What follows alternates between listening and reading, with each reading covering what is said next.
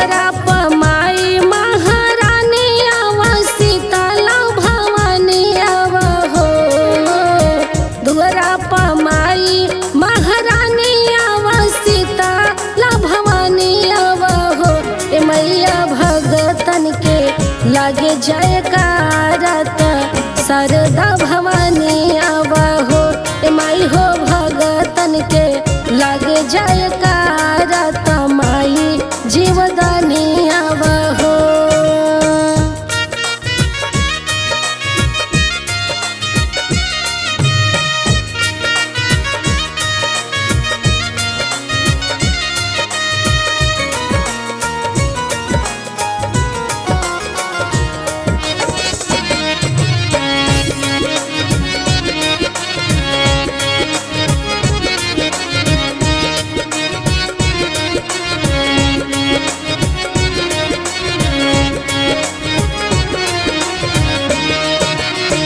एक हाथे ले ला तलवार मैया दूजे तो कटार ले ला हो।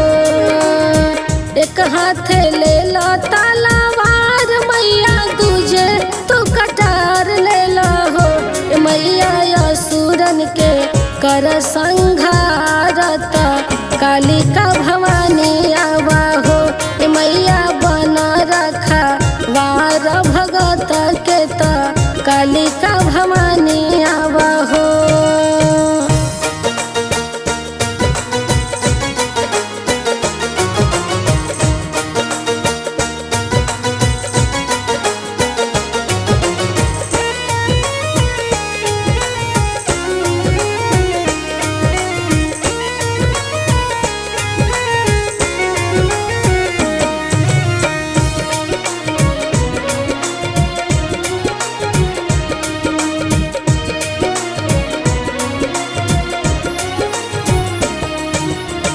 घरवा के दुखवा मिटावा माई सुख बरसावा हो।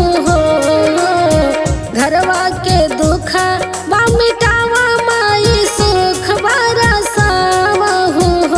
ए माई रोगावा के कई दन दानत माई बरदानी आवा हो।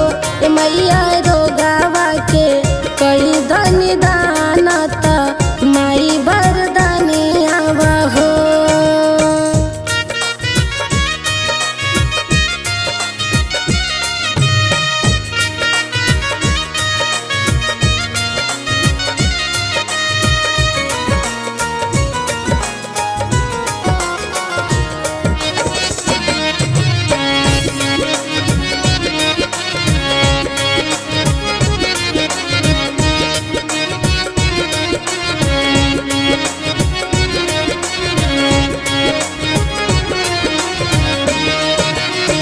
गावे गावे करता गोहार मैया जपे तोहर नामवानु हो।